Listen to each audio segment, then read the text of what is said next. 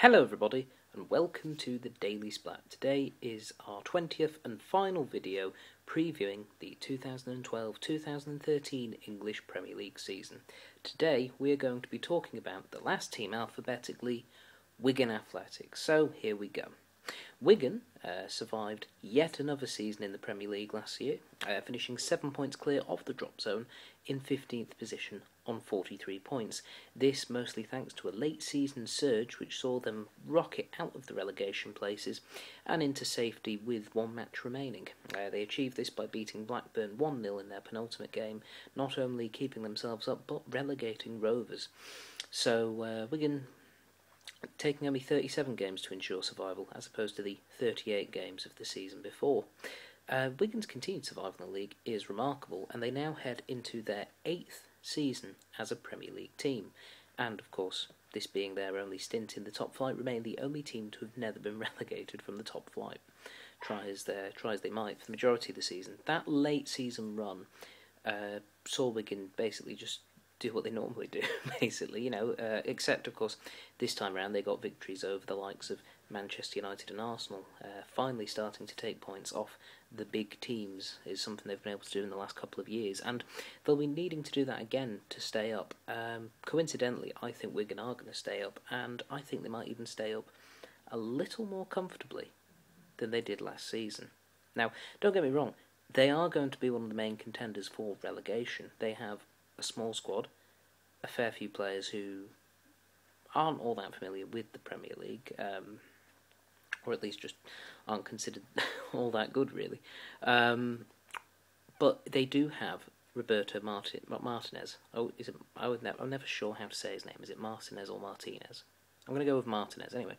In Roberto Martinez, they have a manager who is actually somewhat highly regarded within Premier League circles. He was linked to most of the jobs that came up in the Premier League over the summer. He certainly was linked with the Aston Villa and Liverpool jobs, and there were murmurings that he could possibly have even been asked for the Tottenham job or any of the other little jobs that come up. But he's chosen to stay with Wigan, and he's trying to imbue his philosophy on this team, and it was starting to work. There were signs at the end of last season that it was starting to work. The players that he's added to his squad to try and keep them in the league are as follows. They've got Fraser 5, or 5e, I'm not quite sure how to say him, for an undisclosed fee from Aberdeen. He's a midfielder. He's very young as well, only 19 years old. So, they'll be hoping that he can basically just do what a lot of Wigan's other signings do and bring a bit of youthful enthusiasm and learn the trade quite well. So Scottish midfielder coming in. The signing which interested me most for Wigan is that of Aruna Kone, the forward that they brought in from... just ignore that, that's a Hoover. The signing that they brought in from Levante for an undisclosed fee. So far Wigan have played one game this season, and that was in the 2-0 loss to Chelsea. But they looked, Kone at least I thought, looked pretty good coming off the bench, and certainly he's got a very colourful haircut, so he won't be hard to miss, but I think he could prove to be a good signing. I think he's a good replacement for Hugo Rodallega, and I actually think he might get a few more goals than Rodallega as well. They've also brought in Arsenal's young Japanese wide player, Ryo Miyachi, almost said it right, and he's on loan for the season. They'll be hoping that he can do some more good work with them. And the other player they've signed is defender Ivan Ramis. He's also joined the club for an undisclosed fee.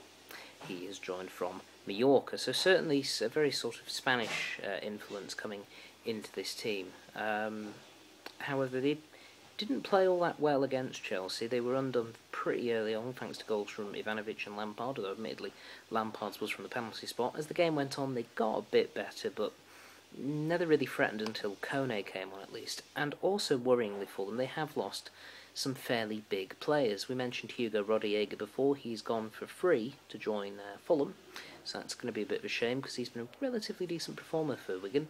They've also lost Mohamed Diame. He's gone to West Ham. Chris Kirkland was released. That's probably not a big loss. Ryan Watson's gone out on loan, although they did lose Connor Salmon for an undisclosed fee. He has joined Derby County down in the Championship. perhaps most worryingly, it looks like that they're about to lose Victor Moses. It was reported overnight, or yesterday, overnight here in Australia, that Wigan have accepted Chelsea's 5th bid for Victor Moses.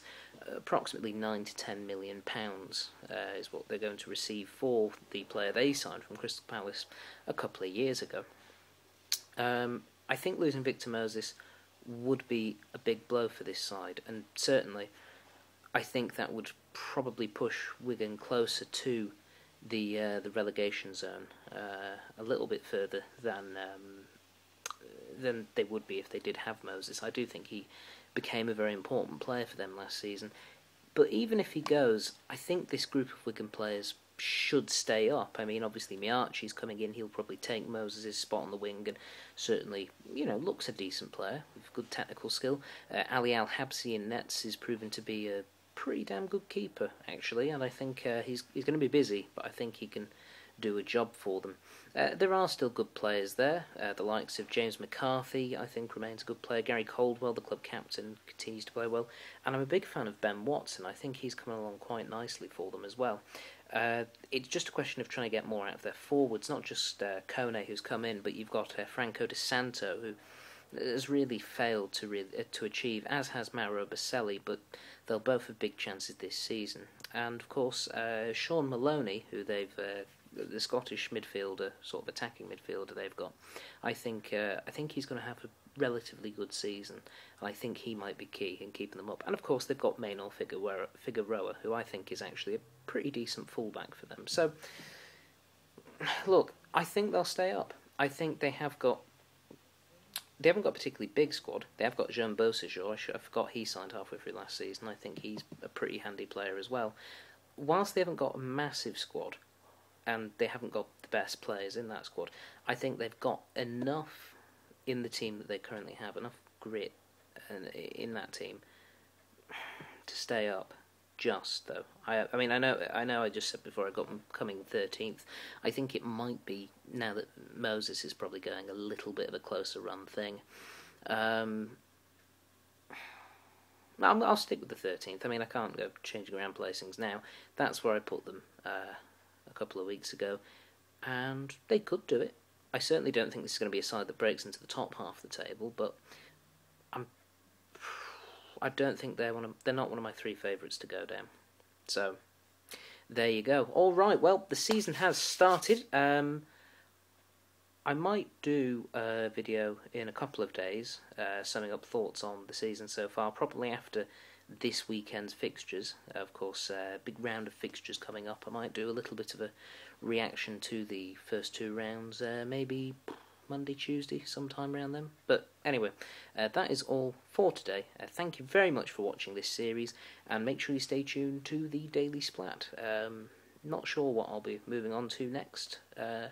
Might move away from football after the next football video for just a little while, because I'm aware there's quite a few people that watch these that don't like football, and they've had nothing to watch for a few months, so might have to try a few other things, but we'll wait and see. Anyway, thank you for watching, and see you later. Bye.